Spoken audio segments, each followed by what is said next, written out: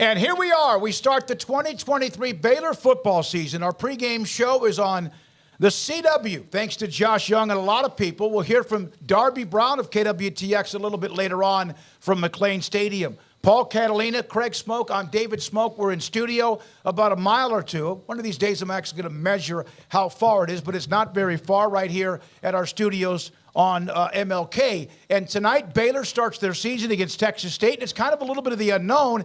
And, oh, yes, we will get to what happened up in Fort Worth between Colorado and TCU, a stunning upset, depending on what you expected with Dion in Colorado. But let's start with the obvious. Get in, first of all, to Baylor and Texas State. I think all of us who did predictions in the premium section, for the most part, it was like a 40-20 split average if you took everybody's predictions in the game tonight against Texas State. Yeah, I think that if it goes as we all think it's going to go, Texas State's probably going to throw Baylor for a loop a couple times because they're going to run a ton of play. They're going to try to run a ton of plays.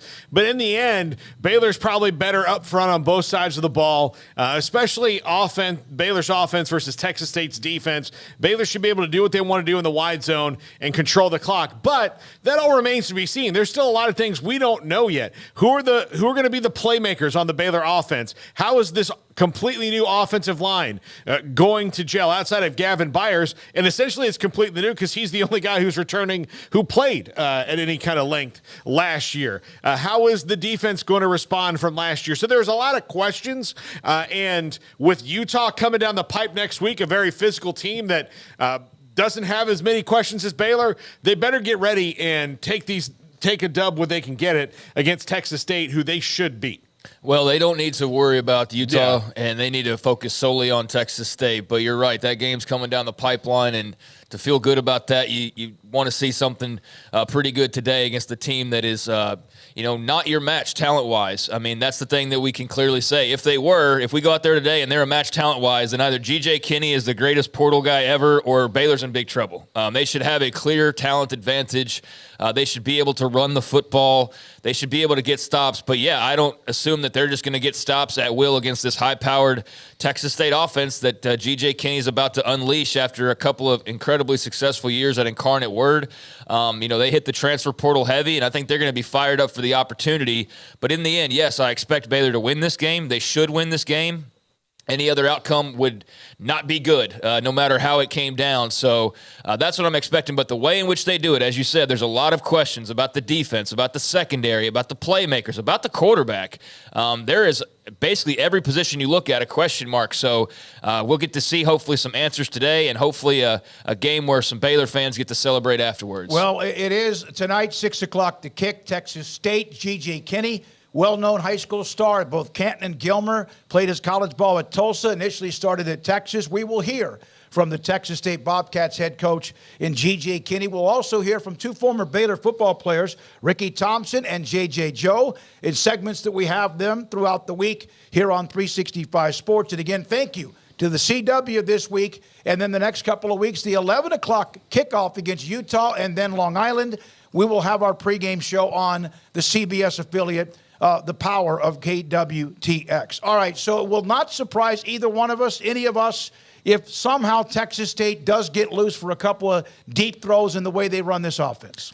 No, I don't think so. Yeah. I mean, they're going to run. Their goal is to run 100 plays. Now, whether they get to that with the new clock rules and with the fact that when Baylor has the ball, Baylor wants to run about 60 to 75 plays. That's a great day for them because they're going to want to control the clock. So, but if everything goes great for Texas State game after game, G.J. Kinney's going to walk into the postgame locker room, they're going to hand him the stat sheet, and he's going to go, about 105 plays? That was what we wanted. That's what we worked on all week. So, yeah, they're trying to run 100 plays. So in those flurry of plays that you're going to see, Baylor, especially with the inexperience in the secondary, is going to give up some oops-a-daisies, I think. Yeah, I think they're going to give up some big plays. Now, hopefully not a handful of them. Hopefully it's just a couple of big plays. But, yeah, I do think Texas State, just with the designs that they have and the setup that they have and the question marks that Baylor has, I do expect, at least in this first week, that, yeah, that's going to be a bit of an issue. But I don't think it's going to be one of those where, they break. I think that, yeah, you're going to give up some yardage. You're going to give up a play or two here and there. But just as long as you bend and you don't break ultimately, that's going to be okay. But if they give up, 6 plays of 40 yards or more, then we're going to have some serious question marks. I don't anticipate that with the offseason changes. But to think that G.J. Kinney's not going to draw something up that's going to put some points on the board or put some yards on the board, that'd be foolish. I would think that there's a chance they can rack up a lot of yards. It just depends on are there a lot of yards that's wasted based on Texas State continuing drives, sustaining drives. And then on top of that, Matthew Pallett's a new defensive coordinator. Do they take some risk and maybe try to get to the quarterback at Texas State? Again, they have not made their decision, at least had not when we talked to G.J. earlier in the week. It was 100 degrees when I was on my way over here to the studio. Oh, shocking. It's hot in Texas. Darby Brown of KWTX is at McLean Stadium and joins us a couple of different times today and throughout the year during the pregame. Darby, I know this is not breaking news, but the heat is there. Well, anything early on, the atmosphere, the first game, the tailgating, all that combined? Yeah, everybody seems to be out and about when there are grills out, which is always amazing to me when it's this hot out. I don't know if it's assigned that job necessarily at these tailgates. Can't be enjoyable, even just walking around. It is toasty, but it doesn't seem to be affecting the crowd. I think everyone's just excited to get back out here. It's good. Just pulling into the parking lot, you start to feel the energy of a new season, and it's a good feeling to be back out here. Darby, what is your biggest question you'd like to see answered game one for Baylor? Ooh, I think there's a bunch. I think I would focus on maybe defense. I think, with the new defensive coordinator coming in and just how Baylor really did not perform to their standard on defense last year, just in general, would like to see some improvement. And obviously, Texas State's going to try some new things. And I don't know, how it'll all play together with what they'll try to do, as you guys were talking about earlier. But I think it could be a great test here to kind of see what Baylor's defense looks like. I'm also curious to see just kind of how these pieces that have come in through the transfer portal all come together. You want to see some of those guys that we've heard a lot about that have made a big difference. Darby Brown with us live from McLean Stadium, with us on 365 Sports and also the CW channel. Baylor and Texas State, 6 o'clock the kick at McLean Stadium. Did we still have Darby? Okay. All right, let's discuss what's happening today in college football. We'll go back to Darby a little bit later on today in our pregame. It will take you up until 5:30. In Fort Worth, Texas, and there are games going on. Texas at halftime leads Rice on a long kick by Auburn right before the end of the half to lead Rice 16-3. Quinn Ewers has been taking some hits in that game, but UT up 16-3. And then in Fort Worth, Texas, I got to tell you, it completely exceeded my expectations of what I thought I'd see from Colorado. The Buffaloes and Deion Sanders, with a plethora of playmakers, beat TCU straight up, who played for the national championship in Fort Worth, and it was dynamic. Dynamic. That offense is unbelievable. With Sean Lewis that came over from, was it Akron, the Zips? Did he come over? He came over from Kent State, from the MAC, and was a head coach. Decided to come and work for Deion. He'll be a head coach again really soon. Shadur Sanders looked fantastic. Travis Hunter's a Heisman candidate now. And anybody who doubted Deion Sanders, which I understand, let's have a wait and see and how this goes, because college football is hard, especially at the P5 level, but doubted that he would get playmakers in there. Man, oh man. I don't know why you do that. They need to get better up front on both sides of the ball, but right now, first game out of the box, I'll take a win over the defending Big 12, I guess the defending college playoff team. Finalists. Yeah, finalists, yeah. Big 12 championship game appearance. That's 3 straight losses for TCU, by the way. It is. Kansas State. And big losses. Georgia. Like you lost the Big 12 championship game. You lost 3 out of the last 4. They beat Michigan. We always just kind of, I always kind of forget Sorry that one. about that, TCU. Yeah, no, they beat Michigan, so I need to take that back. But, and that was a big win. But, then the blowout to Georgia was the last we had seen them. And then, man, so much hype for this game. Deion's been all over TV.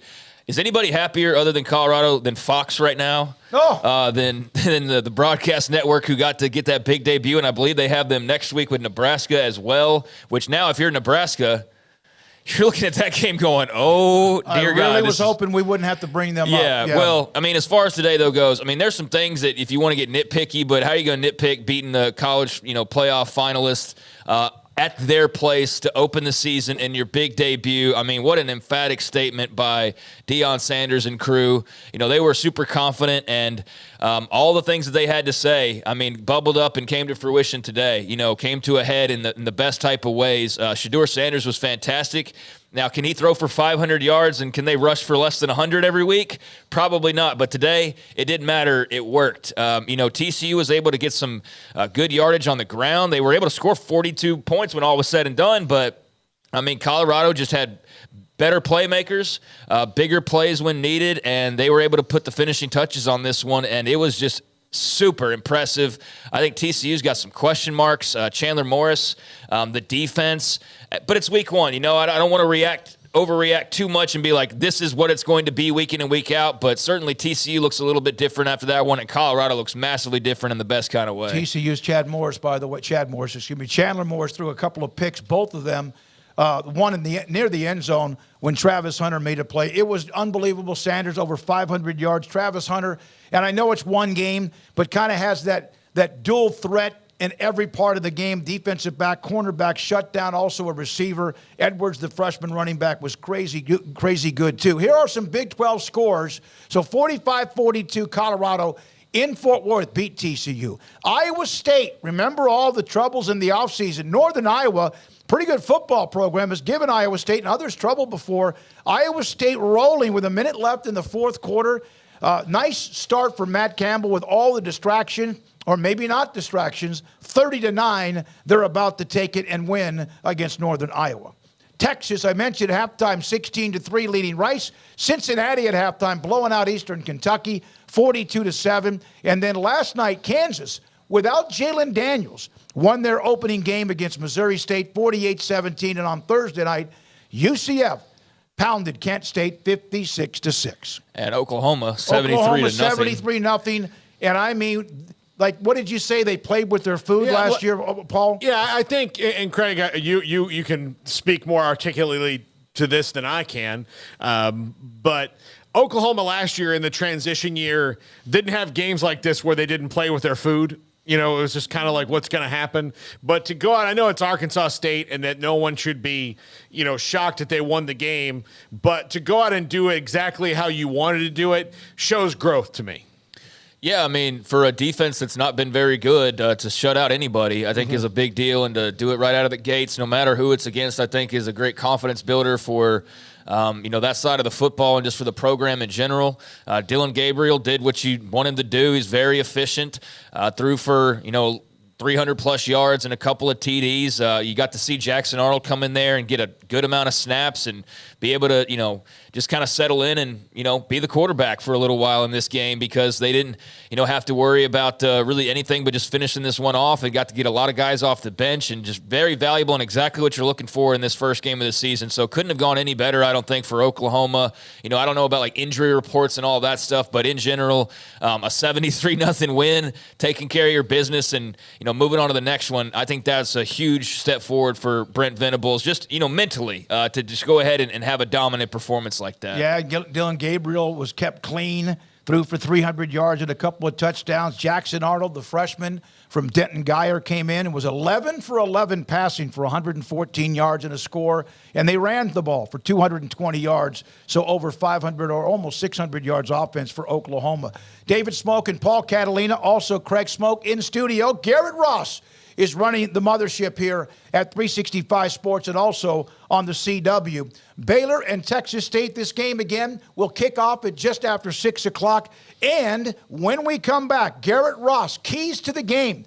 3 keys to the game. We'll hear from G.J. Kinney. We'll hear from Dave Aranda. We'll hear from also Ricky Thompson and J.J. Joe. And this is Game Day Live. Game Day Live, sponsored locally by TFNB, your bank for life, Central Texas Plumbing Solutions, and Centex Roof Systems. In Waco, Texas, we value education. We're proud of Baylor University, McLennan Community College, and TSTC. At Jeff Hunter Toyota, we share these Waco values. It's how we serve our customers better and provide the highest quality service. In Waco, this is who we are, and this is what we drive. Shop Jeff Hunter Toyota. Toyota quality, Waco values.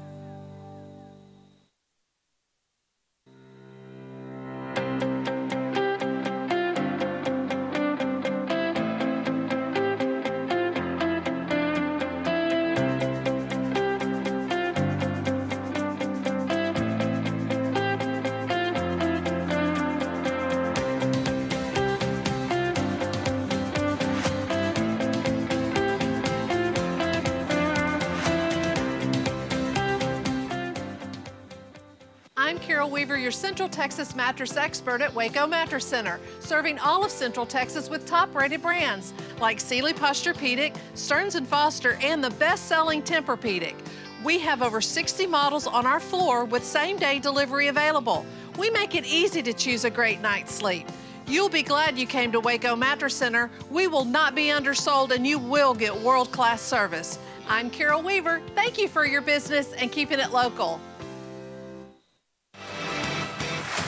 Game Day Live, sponsored locally by TFNB, your bank for life, Central Texas Plumbing Solutions, and Centex Roof Systems. Welcome back into Game Day Live. I'm Garrett Ross here with today's Keys to the Game presented by Richard Carr Motors. Last season and the year before, Baylor took care of Texas State. The first year was a little close. Last year was a little more wide open. The Bobcats come in with a new head coach this season in G.J. Kinney, coming over from Incarnate Word, where his offense lit things up last season. So the first key to the game today is going to be how the Baylor secondary holds up against these Texas State wide receivers. You have Ashton Hawkins there who lit Baylor up last season. You have a young core in the secondary for Baylor. Guys like Devin Bobby, Devin Lemire. We've heard a lot about Corey Gordon coming out. Can they hold up against the Texas State offense who is going to spread the receivers wide and probably throw for about 50 times per game? That is going to be an intriguing matchup that we need to keep an eye on. Coming up next, how does the Baylor wide receiver core handle this? Last year, Blake Shapen caught a lot of flack. He didn't have much help. We knew what Monterey Baldwin could do. Monterey was going to get out in space, but when Blake Shapen won the position last year over Gary Bohannon, it was because of his ability to spread the field with his arm. Unfortunately for Blake, he didn't have the receivers to help him out. If you go back and look, a lot of his work last year, he had one of the highest drop rates in the nation, so it was not all on Blake. I need to see the receivers come in and spread the field. You have Hal Presley, who needs to step up. You brought in Keytron Jackson from Arkansas. We know what he can do. All camp long, we've heard rave reviews about Keytron. I think that's going to be the main receiver for Blake, but we need to see what they can do. Can Baylor spread the field? That is a thing I'm keeping my eye on. Finally, the trenches. Now, this one shouldn't be a concern at all, but I want to keep my eye on it because you have TJ Franklin coming back. You have Gabe Hall. We know what they could do. You brought in Trevor Maye from Oregon. How does he get into the mix? On offense, you have a whole new offensive line coming in. You brought in the Campbell brothers for BYU, and we have heard that this is the most athletic group that Jeff Grimes and Eric Mateos have had, which is really intriguing, especially if you go back a year before and you saw what that unit could do. I want to see how they gel. How do you work? Can you get the rotation in? Can Tate Williams come in and show his progression? I feel like this is going to be an intriguing matchup. I think Baylor dominates, but I need to see the rotation. I need to see how these guys hold up. It's going to be hot. Can you withstand the heat? Can you stay out there for long periods of time in the offense and keep up with that pace who is really going to test you? That is one thing I want to keep an eye on. I like it at the end of the day. I think Baylor gets this win. If you look at Vegas right now, we're at a 28-point spread. I think Baylor covers, but do not be surprised if Texas State hits them for a couple of long bombs and gets on the board early. At the end of the day, Baylor should come away victorious, but you cannot sleep on the Bobcats. That's going to do it for this week. We'll have more coming up next, but thanks for listening. This is Game Day Live. Cars priced right both day and night at Richard Carr in Texas. Trucks built for you, red, white, and blue at Richard Carr in Texas. Cars that zoom with lots of room at Richard Carr in Texas. Count on us, a dealer to trust at Richard Carr pizza, burgers, and Bears football. There's no place around Waco that serves them all other than Bubba's 33. Come show your green and gold and enjoy some of Waco's best food and beverages while watching your favorite team, the Bears. When real Bears fans get hungry, Bubba's 33 is the #1 spot for ice-cold drinks, hand-stretched, stone-baked pizzas, and bacon-infused burgers. Join us for indoor or patio dining. Bubba's 33, Waco's restaurant and proud supporter of Baylor Bears football. Sick 'em, Bears! Edward Jones Financial Advisors Ben Erlinson, Chuck Verno, Brad Wilson, and Cam Heathcott understand these are difficult and changing times we live in, but they know how important your financial investments are to you. So is your financial advisor staying in touch with you and helping you navigate today's financial climate? Invest with Edward Jones Financial Advisors Ben Erlinson, Chuck Verno, Brad Wilson, and Cam Heathcott, who invest their time and experience back to you and your money. And like coaching athletes, investing money is about time, patience, and encouragement. Contact Ben Erlinson at 254-759-8533, Chuck Verno at 720 North 64th Street, Brad Wilson's location at 250 Sharon Drive in Woodway, and Cam Heathcott in Conroe. Edward Jones Financial Advisors, Ben Erlinson, Chuck Verno, Brad Wilson, and Cam Heathcott, proud sponsors of 365 Sports. Edward Jones, making sense of investing, member SIPC.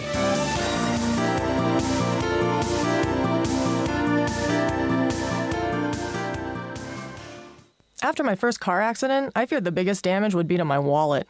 I expected a mountain of bills and a long, drawn-out process.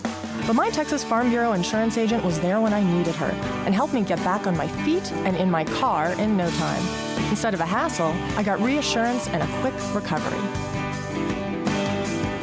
Stop by and see our agents at one of our 3 McLennan County locations. Coverage and discounts are subject to qualifications and policy terms and may vary by situation. TFNB Your Bank for Life is the official local bank of Baylor Athletics. Find out why more Central Texas are making TFNB their bank for life. Sign up for our Edge checking and savings accounts to earn interest or cash back. With 5 convenient locations and an award-winning mobile app, banking has never been easier. TFNB Your Bank for Life. Member FDIC.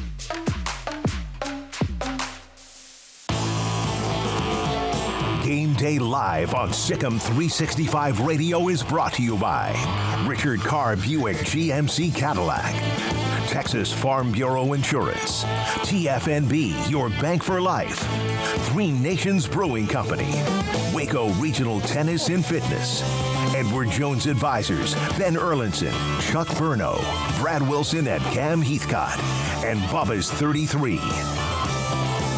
Game Day Live, we're in studio just off of MLK and just a very short drive to McLean Stadium for tonight's game, Texas State and Baylor. One quick note outside of football, Baylor men's basketball, they schedule really good people. They added Tom Izzo and Michigan State. They've played before. They will play them in December. Mid-December is yet another one of those non-conference games to get them ready for what is the, I use that word, sledgehammer in basketball when it comes to the Big 12. So that game, December the 16th, Michigan State now on Scott Drew's non-conference schedule. We're in studio live. Craig Smoak, Paul Catalina. I'm David Smoak. Paul, we've discussed the young secondary. We've discussed other parts of this team. What is maybe something that is under the radar that you might think worked for Baylor in a player or a position or maybe part of the game? I am very curious to see Mike Smith. I mean, we interviewed him at Big 12 Media Days, and he has been talked up by Dave Aranda. And Dave Aranda is not a single anybody out and talked him up kind of a guy. Not that he doesn't, it's person over player, so it's all that, kind of overarching stuff. But he has been, without prompting, very enthusiastic about Mike Smith. And this is a guy who coached guys like Devin White. And when Dave Aranda tells me a linebacker is going to be pretty good, I kind of tend to trust him. So I'm very curious to see, because when you have a guy like Mike Smith who is kind of in the Datwin, Eddie Lackey, Sam Mills, smaller linebacker, but somehow his nose is in the middle of every play mode. That can really change the attitude and overall success of a defense, just because you've got a little engine that won't stop and can make plays and if you don't have a Mike Smith, some of those 4-yard runs are 8-yard runs, right? But Mike Smith tackles them at 4 yards, and now you've got third down and medium instead of third down and short. Those are the things I think can maybe change the fortunes of this Baylor defense this year. Yeah, I mean, there's a ton of things, but I'm very curious to see some of the new transfers like Keytron Jackson. How does he help grow this wide receiver room that was pretty non-existent last year in many ways. And Mike Smith's another one on his side of the football and with his group. And Dom Richardson at running back, like how does he help alleviate some of the pressure from Richard Reese? So the transfers are definitely going to be interesting, but I think as far as like something that's not maybe being talked about as much as the lines. I mean, they replaced a lot off last year's D-line. They replaced a lot off last year's O-line, and there's not a lot of familiarity there, more so on the D-line than there is the O-line, but there are still plenty of questions on both sides, and they too have been, aided by transfers. You got the Barrington brothers over on the O-line. You've got Trevin Maya and Justin Sambu over on the defensive line, and I'm just very curious, if they can't, help dictate the game in some ways up front against Texas State, all due respect, then either Texas State has one of the most surprisingly, great line units on either side, or that's a big question mark now for Baylor that you start to worry about a little bit more after just one game because they're not the biggest team, and so I think they're going speed more than strength, but how fast are they? What is this defense going to look like stacked up to the Big 12 offenses it's going to be facing? What's this O-line looking like compared to the big D-lines that they'll be facing throughout the year? So I think up front there should be some strengths, but I do think there are question marks, at least entering this first game, about how either side will look. I want to see pressure on the quarterback. It's something that last year we kept expecting. Very occasionally, it just because you're spoiled from what happened with Petrie and Bernard and others the year before. Can they put pressure? Now, again, there's going to be a lot of slip screens and a lot of those quick outs or whatever that they're going to try to run, but put some pressure on the quarterback. And remember, they can run. And so you got to be careful. Two different type of personalities for Texas State, whatever they do at the quarterback position. When we come back, we have Ricky Thompson, former Baylor wide receiver and sideline reporter. We'll hear again from Darby Brown later on in the pregame from McLean Stadium, kickoff at just after 6. Here's our conversation with Baylor sideline radio reporter and former wide receiver Ricky Thompson. Ricky Thompson joins us. Baylor opens with Texas State. We'll get to that in a moment. We have discussed Baylor football with Ricky the last couple of weeks and also many times in the past. Ricky, this first game right out of the box for Baylor is interesting in that Texas State new coaching staff, as new of a roster as you can possibly ever imagine with all the transfers that they have in there. It's unbelievable what they've got. But system-wise, this is going to be an interesting test for the Baylor defense in that I would say maybe the weakness or the biggest question mark on the team is going to be their defensive backs. And this is an offense that, even though it's new, G.J. Kinney's going to throw the ball 50 or 60 times on Saturday. Yeah, and he's going to do it in, 100-degree weather. Yeah. So this will be a test. We've seen that old Bryles offense just wear teams to the point where the defense couldn't even stand up by the middle of the third quarter. So I do think this is a real test. And the unknown here is you've got, 22 new starters, something like that. How do you really know what this team is? They're either going to be really good or they're going to be a mess. And obviously they've obtained what they believe is quite a bit of talent. And this scheme that we've seen before can make some average talent look pretty darn good. So I think this is a bigger test than some of us may in Bear Country may think.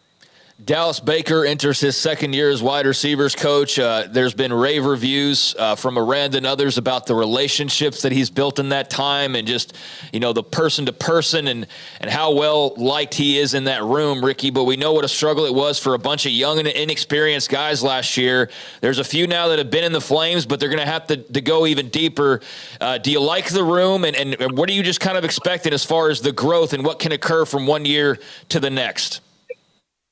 Well, first off, let's go to Dallas, and I think maybe he's grown up as much as these receivers have. He wasn't the most experienced guy, but really talented in the way that he dealt with these players, and I think that relationship is one that has been built over time. And I think we discussed last week when we visited that I think Blake's problems last year, Blake Shapen's, a lot of those were tied to inexperienced receivers and not all on the quarterback's shoulders. That's a different story this year. No excuses. These guys have been around. They've been around a couple of years, some longer. You've got a transfer, and Keaton Johnson looks like a receiver. Monterey Ballin can fly. Josh Cameron weighs, 220? And then backups galore. Hal Presley, Amari Winfield. This is a group that should be talented, but they've got to do it on Saturday, Craig. They've got to show they can make the plays on Saturday. You do that a couple of times, and, man, that really affects the confidence of your quarterback. You know, some of these guys have flashed at times certain plays, Presley or whoever, Cameron, whoever. But what does that do when you don't just do it once? Do you gain confidence like playing in golf when you hit the green a couple of times when you've been struggling doing that? Is that too simple? No, it's not. It's not that simple. I can think, let's go back last year. Monterey has the incredible catch and run against Oklahoma State for the touchdown. Hal Presley makes a play in the corner of the end zone in Lubbock against Tech. One of the best plays I've ever seen. But then you don't repeat it. You don't see it again and again and again. So I think that's very important that you build some consistency. And the other thing that does, it builds confidence between a quarterback and a receiver that I can let this ball go because I know where Hal Presley's going to be. If we run this route, I know where he's going, and I know which shoulder I need to throw it off of to hit him right between the numbers. And that makes a huge difference, Smokey. It really does. Ricky, was that the kind of receiver you were? You know what? I could catch it and I could run. I don't know what kind of receiver I was. There was an occasion in the huddle where I just said, "Throw me the dang ball." So, not worded exactly like that, but you know what? I think that's what you want out of those guys. Get somebody in the huddle that says it's third down. Just throw me the dang ball and we'll get the first down. I like it, and I like a quarterback that'll take control of the huddle as well. So I don't think there's anything wrong with that.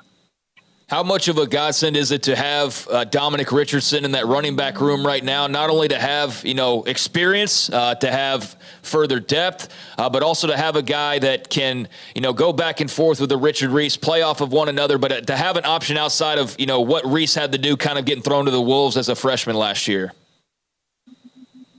Craig, I tell you what, if those two guys stay healthy, I think it could be the best duo in the league. I really do. I just think that even before we knew we were going to lose a back to a suspension for the year, I thought those two guys were the guys. I think that's even more important now. We'll see who develops as that third back. Looks more and more like it may be a freshman, one of the two. But if those two stay healthy, that's going to be a tough duo to stop because you can always have somebody fresh. And I think both those guys are a threat to take it to the house. Yeah, and it will be interesting if anyone steps up. Is there a player that, this is at any position on offense, which opens up a huge number of people. Ricky, is there a player that you just see is on the edge of breaking out? I really want to say that's Blake Shapen. And okay. I'll tell you why. I've seen Blake at times when we'll go back to the Big 12 championship game. Those first 17 throws he made before he got hurt were not just decent throws. There were 5 or 6 of those that were throws other quarterbacks can't make. Blake's got really good footwork. He's got a great delivery on the ball. He's got a quick arm. He's got everything a quarterback can have to be really, really good, I think, except the confidence of doing it consistently. And I just think that he is the guy that can really have that breakout season. I tell you what, if he does, that could be the difference between 6 wins and 9 or 10. It could be that big a difference if he steps up. Aranda, first year, 2-7 COVID. Next year, they came out of nowhere. As you mentioned, they were really good at the end, 12-2. Then last year, they finished poorly, 6-7.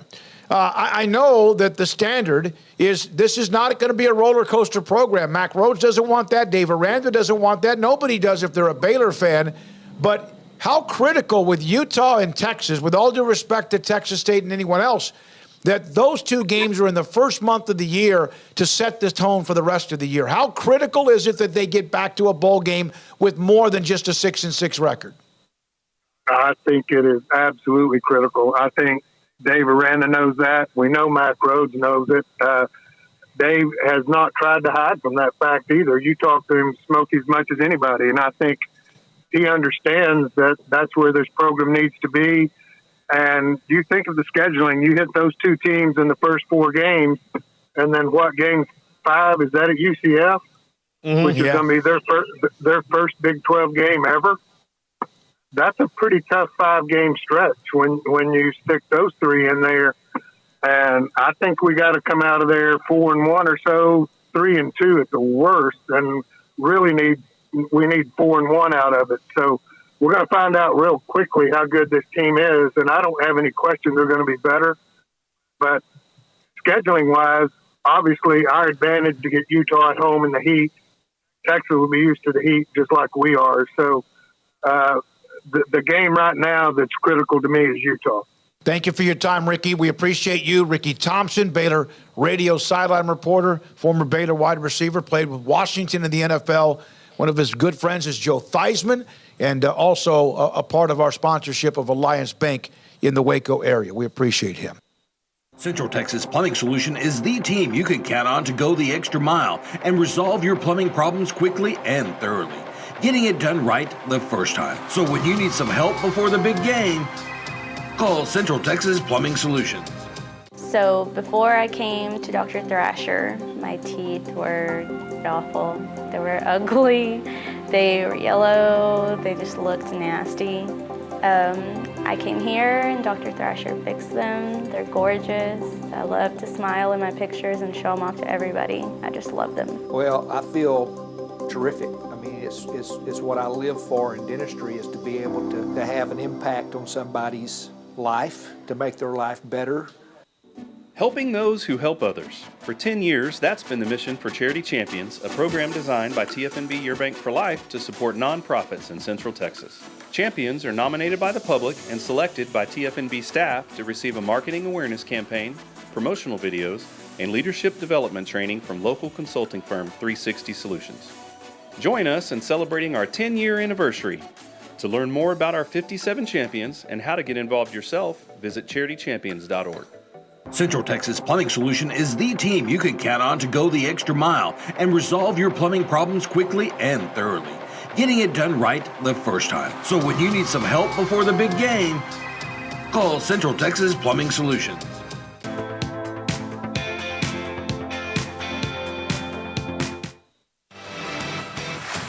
Game Day Live, sponsored locally by TFNB, Your Bank for Life, Central Texas Plumbing Solutions, and Centex Roof Systems. He is the head coach at Texas State. They play Saturday in Waco, McLean Stadium, against Dave Aranda and Baylor. G.J. Kinney, Texas State head coach with Paul Catalina, Craig, and David Smoak.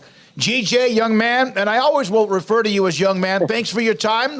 How are you, where are you on the timeline of where you need to be from when you took over to the August workouts to a game week?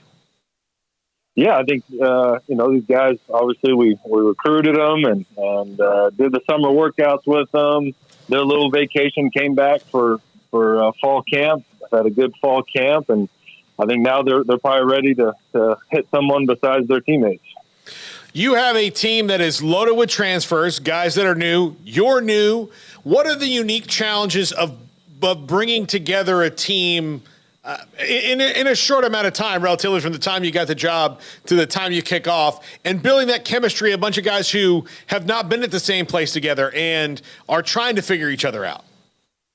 Yeah, I think the chemistry part has gone really well. I think guys are, playing for each other, and they're starting to, figure that out. It's just, we had that first fall practice, and it was like, man, these guys have never practiced. A lot of these guys have never even practiced with us before. So it was a situation where we had to, teach them how we practice, and then obviously you had to teach them the scheme and all that kind of stuff. So, it is a unique challenge going into week one. Obviously, playing an opponent like Baylor is probably not ideal, but it's it is what it is, and our coaches have done a great job, and our players are up for the challenge.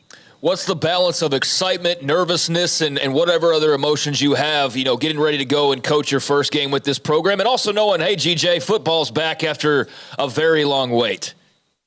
Yeah, no, it's awesome. Got some week 0 action last weekend, got to watch some Saturday night games, and that was college football's back. That's always fun. I'm excited. I'm not necessarily excited yet. I'm not a guy that gets overly, up or down, but, I think these guys are ready to go. I think we have to have another really good week of practice. And because for us, every practice, every meeting is so valuable for us right now. I think these guys are excited, and they're excited to play a Big 12 team and a Big 12 opponent and a Big 12 stadium. Because everyone knows what Baylor has this year. They're going to be really good. So your brother's on the Baylor team. How unique is that? Yeah, that's awesome. It's a situation where you get the job and you look, hey, we played Baylor week 1. Obviously my dad going there, my sister graduated from there. Obviously out of respect for Landry and Coach Aranda and really just, the whole Baylor organization. Me and Landry really haven't talked in a while, really since fall camp started. Maybe like, hey, everything good? One of those type deals. So, it'd be good to see him out there on game day and shake his hand before and after. And I know he loves Baylor and loves everything they're doing over there. Then you could talk again like normal people. That'd be great. Yeah, exactly. when you're not competing. You also, with transfers, also comes experience, maybe a little bit more maturity. I know that's not an easy blanket statement to throw across the board, but have you found that this is a team, because you have a lot of seniors and juniors that are more mature and able to take things a little bit faster? Yeah, I think so, for sure. I think that was, really the plan coming into year one. Obviously, we won't do this again next year. Since I've gotten the job, I've talked about recruiting Texas High School, and that's what we're going to do. And we've already got, a bunch of commits already for this next class. But, I just thought for us, when I got the job, you lost a lot of guys to graduation. You lost a lot of key quality players to the portal that ended up leaving before, really I was announced. So, I think, I do not enjoy losing. So I wanted to get as many good players as possible and really get this momentum going and get some quality players in here. And I think with the type of scheme we run on offense and defense, we were able to, and really Texas State, the location, all that, you're able to attract some really good players. And you, like you said, some experienced players as well. That was kind of one thing I learned last year when I was at UIW and, previously at UCF, when you're this portal can be a little challenging. And for me, I'm always starting with, hey, can I find someone with production? Is that FCS, FBS, whatever? Has he played before? And that's really where we started. And we're able to get some guys that have played a lot of meaningful snaps in some big time games. So I think that's always a positive. GJ, you had one of the country's best offenses at any level in college football last year, the top offense, the FBS, FCS level. You've been a lot of different places, and I'd imagine had a lot of different influences. How would you best describe, the GJ Kinney, Texas State-led offense, and what were maybe some of the big, moments or influences along the way that helped develop that to what it's becoming now? Yeah, I think I get a lot of credit. I think we have a really good staff as well, and they do a really good job. Mac Liflitz, our OC, and Jordan Shoemaker, our O-line coach, run game coordinator, Will Bryan, Eric Stevens, Craig Stutzman. We got some really good coaches, and we got Lindsey Scott now on the staff over here. That was my quarterback last year at UIW. So got a bunch of really good coaches. But I think for me, it really starts obviously with my dad and he got that job at Canton, was going over there and running a spread offense. That was kind of my first introduction to it. And then going to play for Jeff, learning kind of a new spread, Jeff Traylor, and now at UTSA. And then, I played for Gus Malzahn, Mike Norvell, Chad Morris. And then you go to the NFL with Chip Kelly and Ryan Day was with me in 15 and a bunch of really good coaches. Doug Peterson, back when we coached in 2019, I was on his staff. So just a bunch of really good coaches that I probably just picked up some stuff here and there from all of them.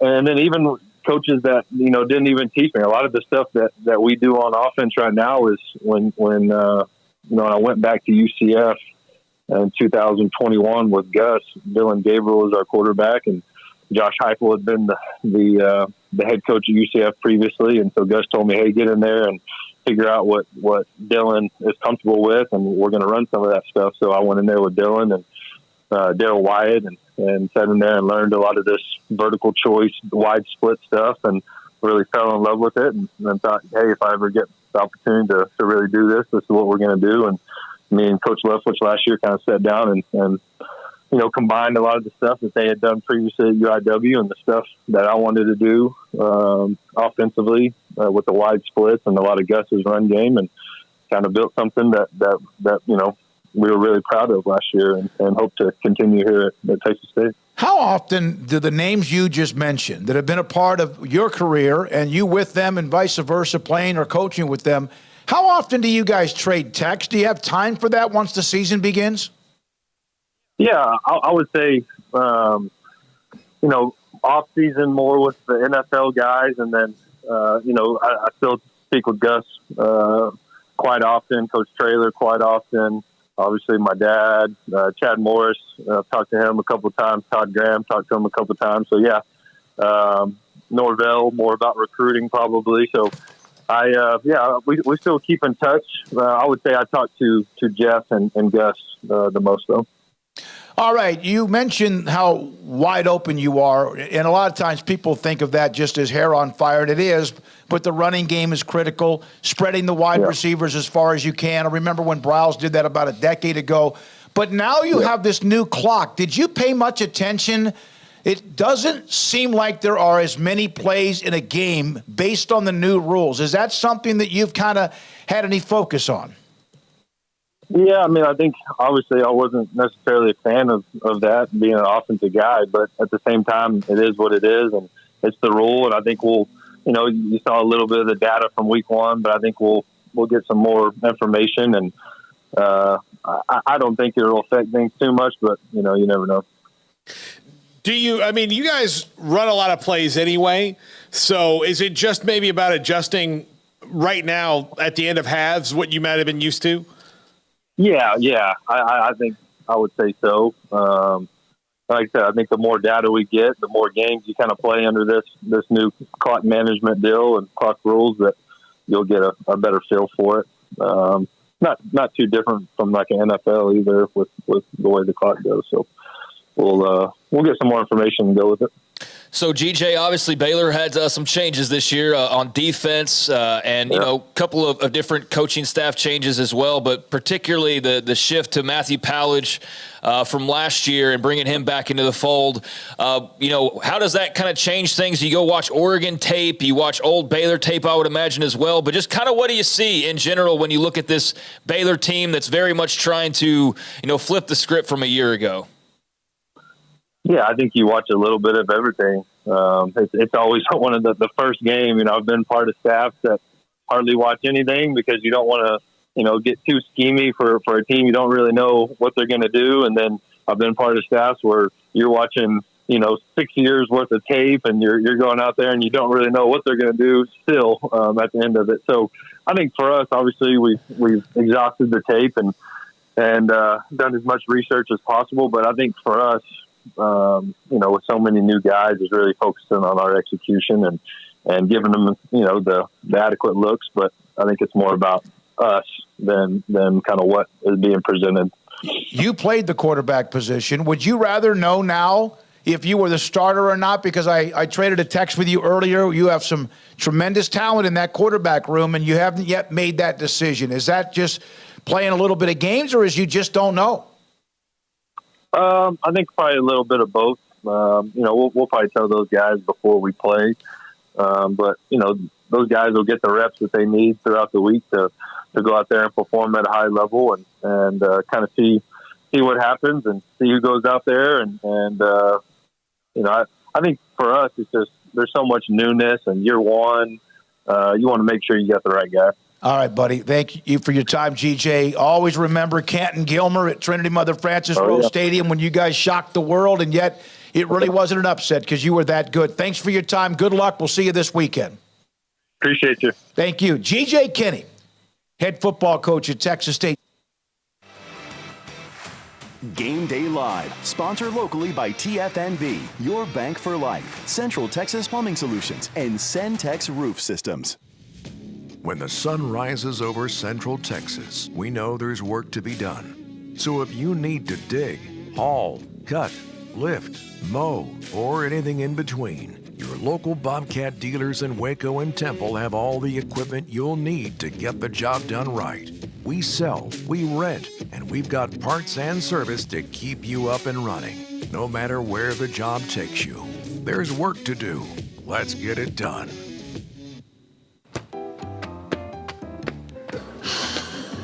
I don't know what any of this stuff is. Is the Jeep not starting? Token, can you please come help?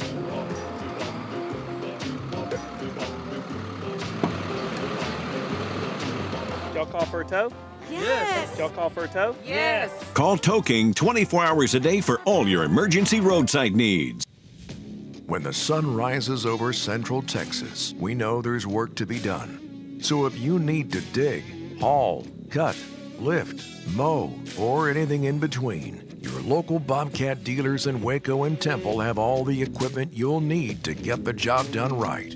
We sell, we rent, and we've got parts and service to keep you up and running, no matter where the job takes you. There's work to do. Let's get it done. Game Day Live, sponsored locally by TFNB, your bank for life, Central Texas Plumbing Solutions, and Centex Roof Systems. We're back, Game Day Live, inside of our studios at 365 Sports, and also, of course, appreciate the fact we're right there in the middle of it on the CW channel as well. Texas just scored, starting to blow open against Rice. It was 16-3 at the half. They have so many weapons, and they're showing them off in the second half. 30-3, Texas now with 5 minutes, 30 seconds to go in that game in the third quarter down in Austin. Iowa State, we mentioned them earlier. They, again, had all the distractions you could imagine. Well, they're winning. They end up winning, Matt Campbell, their opening game, beating Northern Iowa in a game that at times has been dicey. Not today, because Iowa State rolls today to open up their season with a nice win. They end up winning 30-9 over Northern Iowa. Games tonight, including Baylor and Texas State. Texas Tech at Wyoming late at 6:30. Sam Houston State, Brigham Young. It's a 9:15 Central start. That's on FS1. Penn State, West Virginia. 6:30 tonight on NBC. Oklahoma State at home against Central Arkansas. Houston and UTSA kick the same time that Baylor and Texas State kick, and Kansas State tonight, the defending champions, at home against Southeast Missouri State. Cincinnati rolling third quarter over Eastern Kentucky, 45-10. Yeah, I'm looking forward to the Penn State West Virginia. I'm very curious to see what Neil Brown is able to scrape together. I'm excited to see the Penn State team, honestly, that people think is going to maybe get them out of. They've been kind of in neutral the last couple of years with their new quarterback Drew Aller, who was highly recruited. Noah Singleton, you saw the running back. He's played a lot last year. They've got some transfer wide receivers on offense should be pretty good. And, there was really never, the defense has not been a problem under James Franklin. But, if not for Iowa, I think a lot of times last year before they kind of got going, people would have said, hey, let's go to Penn State. Yeah. Mm-hmm. Well, TCU Colorado was the game of the day, I think, nationally. And certainly right now in the Big 12, everything else has been pretty much a blowout. But, yeah, tonight there's a couple of games with UTSA and Houston that I think everybody's going to have eyes on, and that could, be a potential upset for the Roadrunners. I mean, that's a very good program that Jeff Traylor has. Houston will be in those Love You Blue alternate uniforms, so that's going to be, fun to see, just that atmosphere. That ought to be one heck of a game. And then, West Virginia, Penn State. I mean, Penn State's favored by 3 touchdowns. It's in Happy Valley, and there's a lot of just pessimism about West Virginia and Neil Brown, and if he'll even make it to the end of the year, particularly with their first month schedule, where they could be 1-3 and really struggling before hitting Big 12 play. So tonight will be big for them to just come out and show what they've got and show how they stack up with the Penn State. But, I'm looking forward to those 2 games. And, other than, again, TCU, everybody else in the conference has handled their business pretty easily, looking at the scores. All right, thank you to Cougar Tracks, Kim Coulter, Clint Moses, J-Rod, Buckshot said good afternoon, David, Paul, and Craig. Good to have you, Clint Moses. On with us, also many others, some of the Bobby B. So appreciate those of you who have been on the chat room today. The United Drills of America, Colorado thoughts, very impressive. Impressive because I really wondered about what they would have on either line, offense or defensive line. They held up well. TCU ran for nearly 275 yards, but they held well. They put pressure on Chandler Morris enough to where he was uncomfortable. The offensive line gave Sanders plenty of time. He doesn't need much, and if there was any pressure, he's just got that quick twitch and was able to do what he wanted to do. Yeah, I think their fronts are good enough to get them by in most games. I think where the test will be, as it goes down the line in the season to see if they're ready for it. They're at the skill positions. They're fantastic. I mean, as long as Travis Hunter's healthy on both sides of the ball, they've got a guy who can make game-changing plays at the drop of a hat. Look, They took Alton McCaskill off of Houston's roster, essentially, and that dude didn't even really play today. I don't know how many carries he had, Craig, if any at all. I don't think he played. Yeah, I don't know if he played. And they, Dylan Edwards, who's a true freshman, was absolutely electric. I think it was a little pass out in the flat, down the sidelines, and he did that little weak gimp leg, whatever it was, jab step, and just buckled the knees of a defensive back who slowed down, and he just went right by him like he was standing still. Yeah, I mean, Alton McCaskill didn't play. He's still getting healthy. But to think that they did what they did, 500 yards passing, and just the offense in general scoring the way that it did, and you don't have Alton McCaskill, that's pretty scary. And you're going to get him back at some point. Dion has said that they're just slowly bringing him back from injury. So that's scary if you're a team that has to play them soon. They also didn't have Cormani McClain, to my knowledge, that is one of their big, huge gets as well on the defensive side. So, that's another 5-star corner that's going to be lining up for the Buffs too. So, yeah, I mean, they're talented as all get out. They, went to the portal and did what they had to do, and he told everybody the reasoning why, and then I think he just turned around today and said, see? And, and shut a lot of people up. But, I mean, look, it's week 1, but you couldn't have scripted it any better. You couldn't have shut up people in any more of an emphatic way than you did, beating the team that you did at their place, the way that you did it, just how impressive it was. I mean, high marks across the board. And, man, the hype train is going to be unbelievable for them moving forward, and it's not going to slow down because next week's Nebraska. So that'll be a huge game again that's marquee for them to show off what they've got. And they hate each other, and Nebraska – that will be interesting. Their defense was good Thursday night, but not much else. They just cannot win games. Katie Rader, nice to have you on the show. Good luck to Tech tonight. A perfect cracker. Boomer, we'll see. Also, a couple of others that dropped in with us again today. A musical psychosis joined us as well. Appreciate you being a part of the chat room along with many others. Chris Cobb, appreciate you. And again, when we come back, we'll have more. Dave Aranda on his football team. Also, J.J. Joe on Baylor in the opening game. He's the color analyst for Baylor Radio. And this is 365 Sports and the CW. Waco Regional Tennis and Fitness on Lakeshore Drive is a premier elite life-changing experience where you can change your mind, body, and soul. Waco Regional Tennis and Fitness offers over 40 group exercise classes every week, including boot camp, indoor cycling, bar, silver sneakers, and more. If you haven't been to Waco Regional Tennis and Fitness lately, you're missing out on the improvements. New flooring in the weight room floor and locker rooms, new paint and mirrors added to the weight room and group exercise room, and many new machines have been added and arriving constantly on the weight room floor. New free weights, weight machines, TRX, rowing machines, stationary bikes, new treadmills, new ellipticals on the spacious weight room floor. Personal training with Christy London, Randall Corley, Alex Box, and welcome to Nathan Roach, where you will be encouraged and motivated to grow. A kids club included with your membership, plus sauna, whirlpool, and tanning bed. 16 tennis courts plus a beautiful stadium court, and longtime youth tennis pro Britt Coleman and assistant junior Kenna. Adult tennis lessons and clinics with Blake, and the commitment to pickleball with 8 courts and instructor Jody Thurman. Visit the website at wacotennis.com or visit us at Waco Regional Tennis and Fitness next to Hawaiian Falls on Lakeshore Drive in Waco.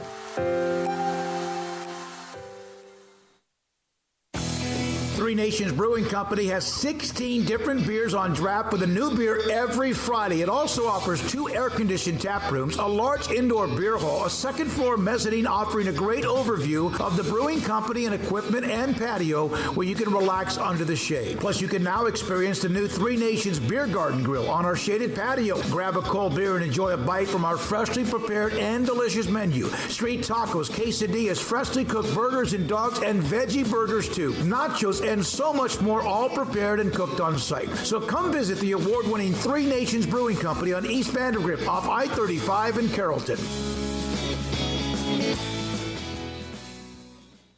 Parenting is full of surprises. You never know what to expect.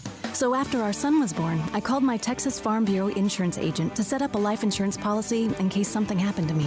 Sawyer is now 2. And we'll soon have a sister. There's no one else I would trust with protecting my family. Stop by and see our agents at one of our 3 McLennan County locations. Coverage and discounts are subject to qualifications and policy terms and may vary by situation. In our logo and advertising, we say we are people that you can count on. What does that mean? It starts with providing a quality vehicle and quality service at a fair price. But it also means we do what we say we will do, and we treat people fairly with respect. It starts by hiring great people, good local folks who work hard with a caring attitude. Our employees are the real reason we are people that you can count on. Put us to the test and see for yourself that at Richard Carr Motors, we are people you can count on. Game Day Live on Sikkim 365 Radio is brought to you by Richard Carr Buick GMC Cadillac, Texas Farm Bureau Insurance, TFNB, your bank for life, Three Nations Brewing Company, Waco Regional Tennis and Fitness, Edward Jones Advisors, Ben Erlinson, Chuck Verno, Brad Wilson and Cam Heathcott, and Bubba's 33. We're back, Game Day Live right here on 365 Sports and the CW. Richard Carr, Richard Goff, Lance Aldridge. We appreciate them with Richard Carr Motors. Now, hey, before we get to that, I have to mention one thing. So this is the first time I've noticed it on the Texas broadcast on Fox. They just showed Arch Manning, and he does, like in his shoulder pads next to all the guys who are 22 and 23, look like he's 15. I mean, he really does. He looks like his dad, like a lot like his dad. I really haven't seen much of. I just saw the cut to the sideline. They had him as they're probably waiting for a possibility if he comes in or if it's Malik Murphy, if they have anything. But looks it's 30 like young to 3 Sheldon. Texas. That's what 3 he looks minutes like left compared to everybody in the third quarter. So Dave Aranda, 2-7 COVID year, then 12-2 and win not only the Big 12 but also the Sugar Bowl last year. A team that just kind of blew a tire at midway through the season at the end, and they just couldn't get out of their own way. So what do they have this year? Dave Aranda earlier in the week talking about Texas State, also his Baylor football team. And one thing that could be interesting today with the high-flying attack of what Texas State does with G.J. Kinney and Baylor and their wide zone running attack is how does that affect, and what are his thoughts about the new clock rules? We've been repping that throughout fall camp, and we haven't been marked by that so far. and knock on wood with that. But there has been at times it's quick, and a lot of times it's it's the huddle calls that get it. I think when teams are going fast, I think it lends to going fast. I think when you kind of go slow and you huddle and you break, that's a whole other thing. And so I think we still are huddling and we do all that, but the quickness that we get out of the huddle, and I get up to line, and a lot of times an O-lineman, I'm gonna settle kind of into my stance, and we don't have time to do that. We've got to get to our alignment, put our hand in the ground, be ready to go. And so I think those changes have shown themselves. Now we haven't played a game with it yet, and so there hasn't been it can get to where the bullets are flying and the smoke is in the air and what's this and what's that, and then on top of it you've got a clock that's tight. So we haven't been in that moment yet, and so our hope is that the training that we've had throughout fall camp can prepare us for that, but we're going to find out pretty soon. So there's Dave Aranda on that. Baylor and Texas State just after 6 o'clock. He also, of course, it all may start, and whatever happens with the Baylor running game that 2 years ago was unbelievably good. Last year at times was pretty good with Richard Reese, but injuries in the running back position, the offensive line at times kind of erratic. So what do they do, the offensive line, with both the Barrington brothers, who are now a part of the team who came in from Brigham Young, and Aranda, on where it all begins up front with Baylor's offensive line? They've improved throughout. Every week they've improved. And I think there's some still improving to do. I think their ceiling is very high. Their athleticism is very high. And so I think this could be one of the more athletic groups that Grimey and Eric and have ever had. Could be the most athletic group. I think the learning that's going on has been way cool, but they're starting from a spot where they didn't really know, And so some of these misfires, so to speak, or miss IDs and everything, are really, that's how they're learning. They're learning it, And so for us to go into this game to limit kind of those opportunities, to maximize the things that we're really doing well, but then still grow in those areas maybe that were maybe not where we want to be, I think is a way critical thing. And I have total trust in Grimey. And so there is Jeff Grimes and, of course, Eric Mateos. And Mateos kind of had a smile on his face, as Grimes did too, when there was a meeting with some of the media a couple of weeks ago. Just kind of like what they see. Now we'll see what they do. And it's against a Texas State team. We've talked about this many times. They're going to try to throw it all over the ballpark or the stadium and try to go fast and furious. Aranda and his defense and Matt Pallett's defense against the Bobcats. The splits, the speed, so they're and then just their mastery over what they do. And so a lot of counter. So they'll pull both the guard and tackle, and they'll do it from big open sets to where everyone's spread out. And like we talked about earlier, if there's a misfit, it's out. And then they'll do it when tight ends in the core and all of that. But the receivers are way out wide, and so it creates a lot of space inside. And so they vertical reads is what we call it. So if they'll go vertical, if there's a guy on top, they sit it down in the zones. If there's not a guy on top, they'll take the top off. And that's the majority of what they do. And they do it really fast, and they do it well. And there's a confidence, and it allows guys athleticism to kind of take over. Yeah. And so those things just jump off the tape when you see it. Dave Aranda, Baylor, Texas State, just after 6 o'clock. We're taking you up until 5:30, 365 Sports in the CW. And when we come back, Baylor radio color analyst and former quarterback J.J. Joe on what he expects, and a lot of it, about Blake Shapen. This is Game Day Live. Central Texas Plumbing Solution is the team you can count on to go the extra mile and resolve your plumbing problems quickly and thoroughly, getting it done right the first time. So when you need some help before the big game, call Central Texas Plumbing Solutions.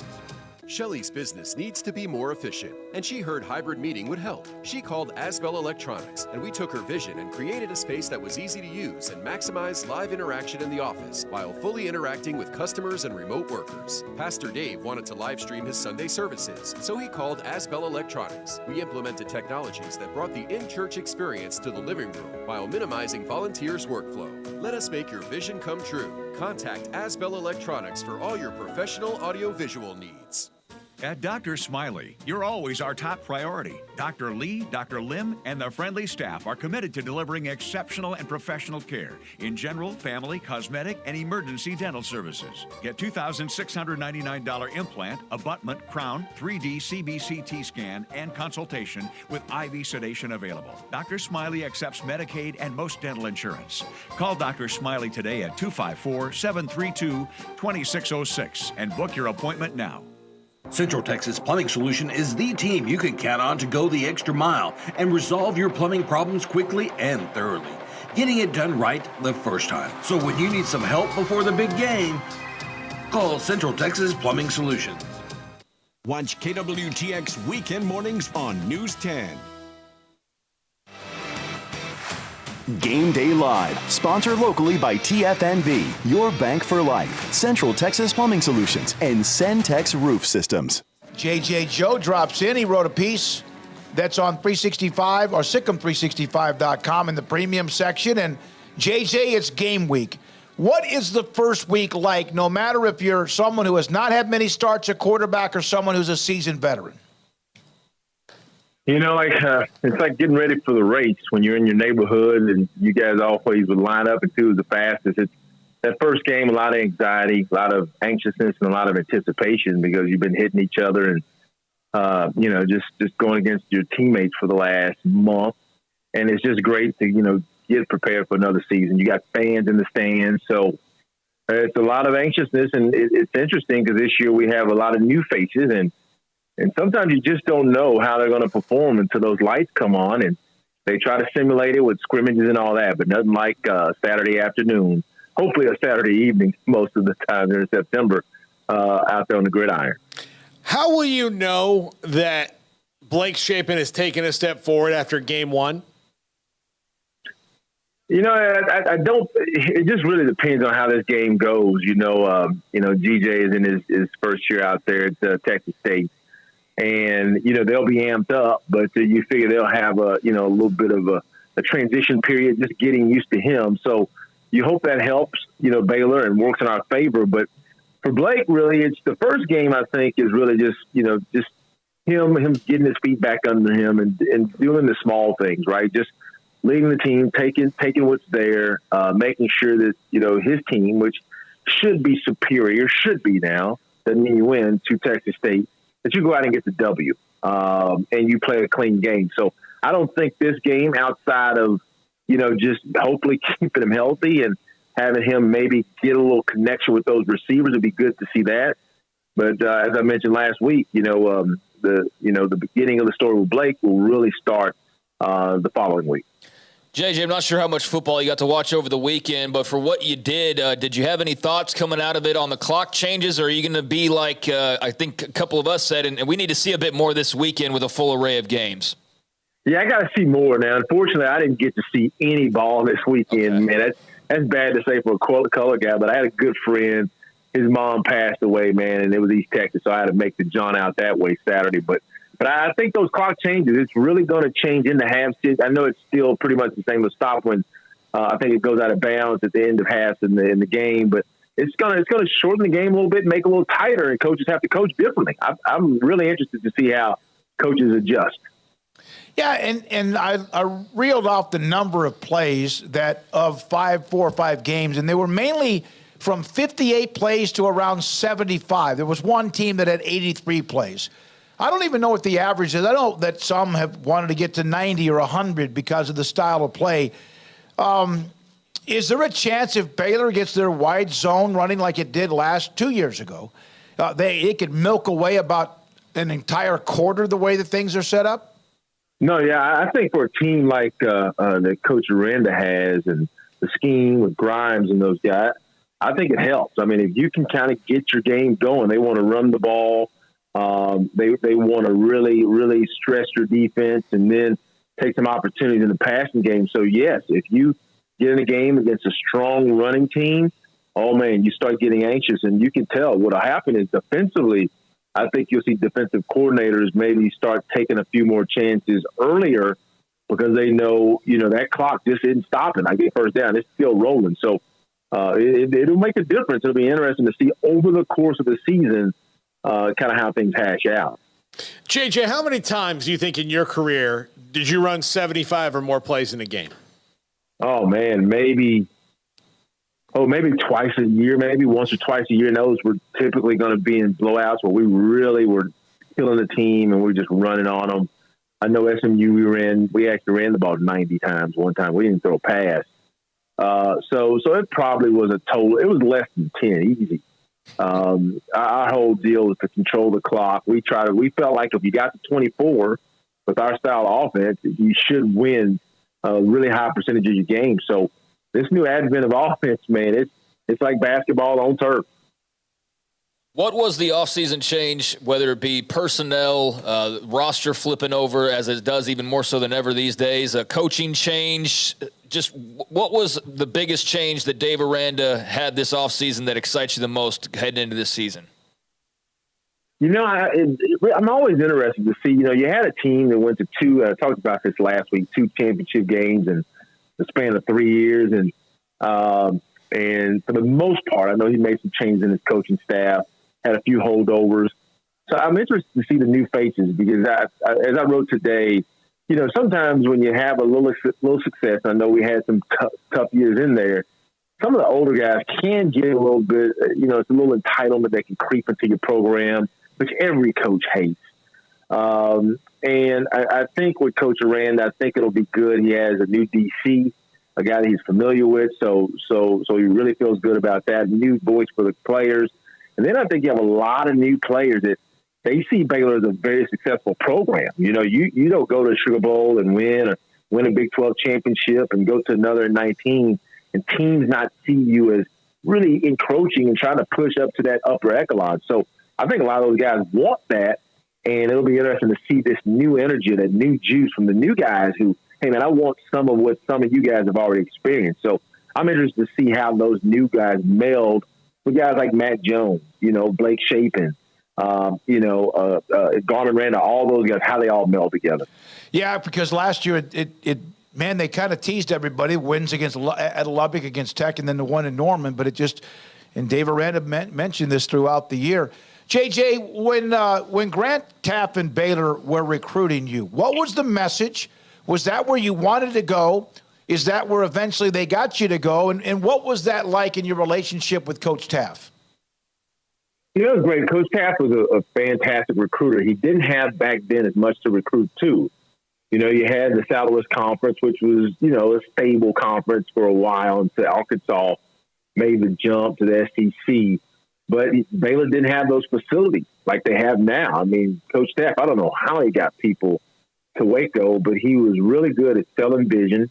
He was really good at showing that he could develop guys and put them in the NFL. He was really good at letting you know that you do. I mean, the person over player deal, that's not new. It's just the tagline is new, but Coach Taff really cared about his players as young men. And that he used to preach that to us all the time. So I think Coach Taff's sincerity to the parents and to the players eventually won out. In addition, he did find a way to win some big games. Didn't probably win as much as he wanted to, but based on the resources he had a really, really successful run. JJ, thank you. Look forward to it. We'll have evidence Saturday evening, Texas State, Baylor. Ought to be interesting with what G.J. Kinney runs on offense and what Baylor's trying to do to bounce back. We appreciate your time. Can't wait to see you.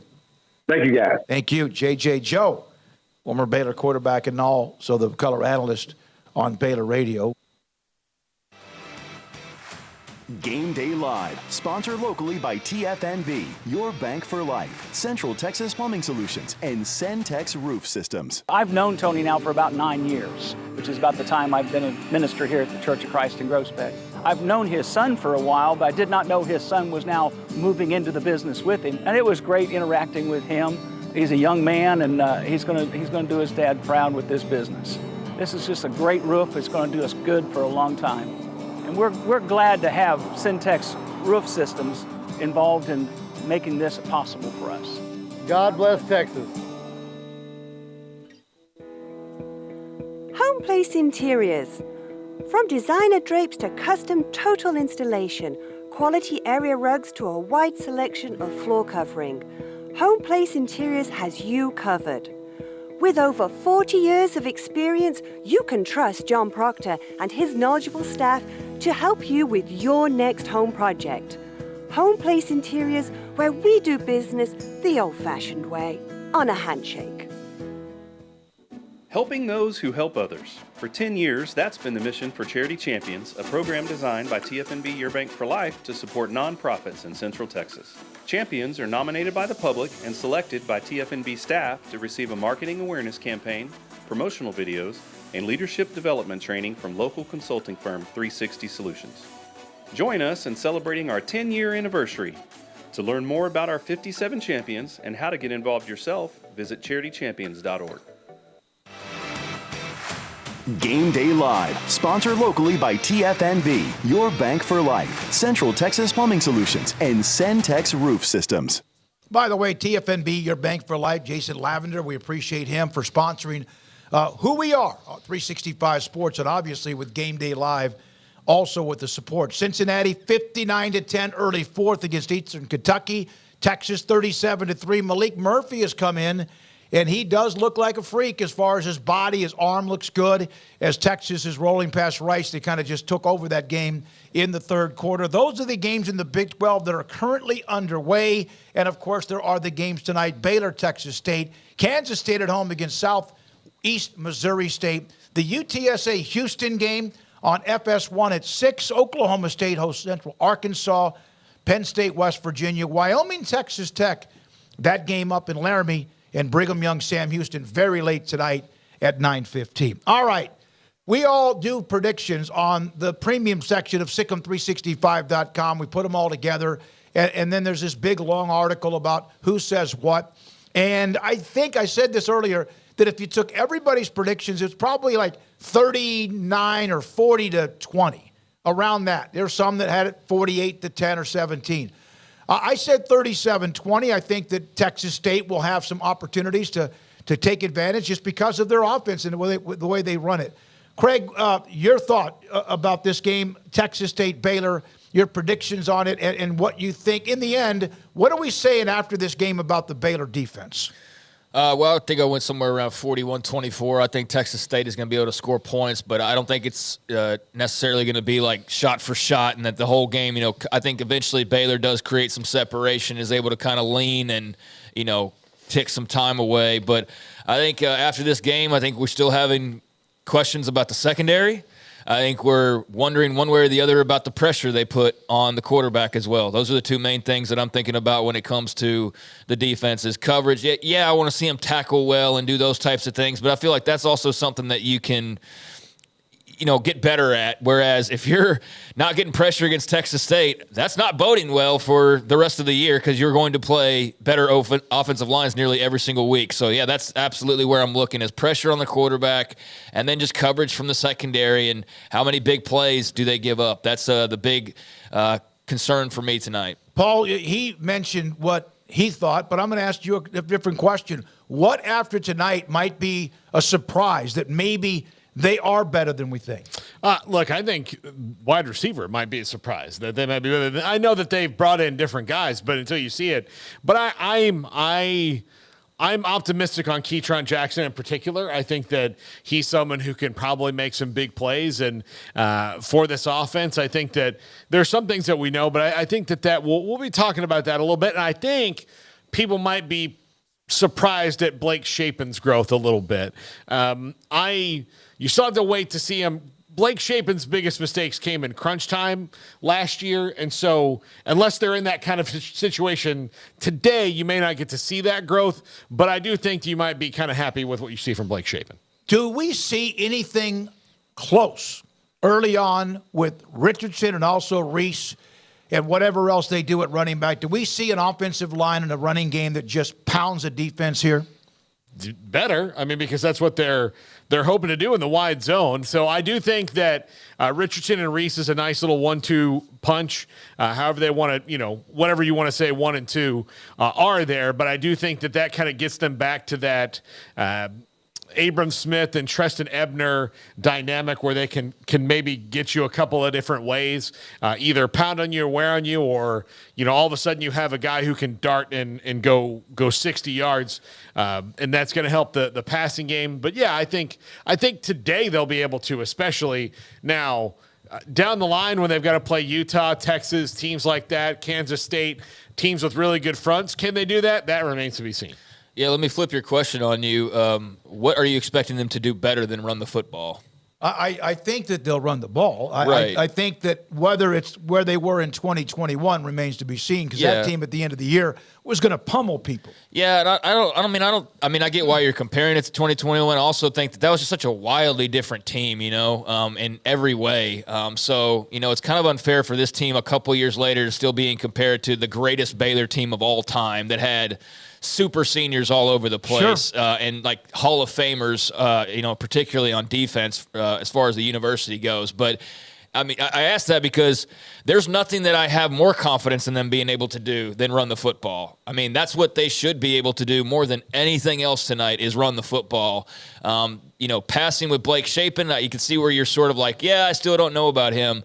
Coverage in the secondary, getting to the quarterback, blocking up front, all of these things are question marks, and I know the blocking plays into the run game, but, that's the one thing. If they can't run the football tonight, then dear God, then what are we talking about on Monday? Because that's the one thing they should be able to do is run the football. So, I think that's going to be very important, and we should get a big dose of Richardson and Reese tonight, and looking forward to that, and perhaps some of the younger backs like a Pendergrass or someone like that, Jordan Jenkins getting involved if the game starts to separate late. What was going to say that if you see them go to maybe that next level at running back, after Reese and also after Richardson, and it's Dawson Pendergrass. And it's not Jordan Jenkins, who had the nice run in a scrimmage earlier. What is that just going to be? Jordan Jenkins is never going to contribute to this team? Or is Dawson Pendergrass pretty good? He was a phenomenal player at Mineola High. I think that's the thing that we don't know. Yeah. Based on the depth chart, though, Jordan Jenkins wasn't listed on it. Right. It was kind of 1A, 1B with Reese and Richardson, and then Pendergrass and Bryson Washington were the other two listed. Yeah, Bryson Washington, the true freshman out of Franklin. By the way, some of you predictions, all Baylor, 34-20, 48-10. Paxton said, I think 34-10 or whatever the start. He said 34-20, 42-14, 34-9. And Texas wrapping up. Still a lot of time left, but rolling past Rice to help the Big 12 get a win, an expected win against Rice right now. Garrett Ross, thank you very much. We appreciate your time and what you did today. Garrett also debuted his keys to the game. Appreciate that. Brought to you by Richard Carr Motors. And now we have a game that you clear, you get rid of, and I know they can't think about Utah. But with Utah winning their game against Florida without Cam Rising, a ball of razor blades, as some people have said before, should be a lot of fun next week if Baylor takes care of their business and they look good doing it tonight. Yeah, that second part's the most important part because they're kicking off here in 30-plus minutes, and that's all that matters. Utah, is going to still be there when they wake up in the morning. So, they can worry about that when the time comes, but they got to worry about tonight because – it's important to get off to a good start, especially after this offseason of just so much change and everything that came with that. I think it's important that they're sharp in front of their home crowd. All right. Thank you to our sponsors for both what we do, 365 Sports, and also on the CW. Next week, we will be live at 9 o'clock in the morning ahead of Utah. Our pregame at 9 as they kick off just after 11 against Utah. For Craig Smoak and Paul Catalina, Garrett Ross, thank you. Josh, Darby Brown. Also, thanks to everybody who you sometimes don't see. I'm David Smoak. This is Game Day Live. If you like saving money, you'll love Du Bois Furniture's Labor Day sale. It starts with savings of up to 60% off furniture store-wide. But that's not all. Save even more with secret in-store discounts or special financing now at Du Bois Furniture. Our children are the future, and that's why Garland Shelton Auto Group wants to give back to our teachers. So from today until September 9th, we'll be matching up to $10,000 of community contributions. To help ensure a bright future for our children, visit garlandshelton.com. Car wrecks can be scary. It can feel like the whole world is crashing down all around you. You have to get your car fixed, deal with expensive medical bills. Your life feels upside down. And the insurance company doesn't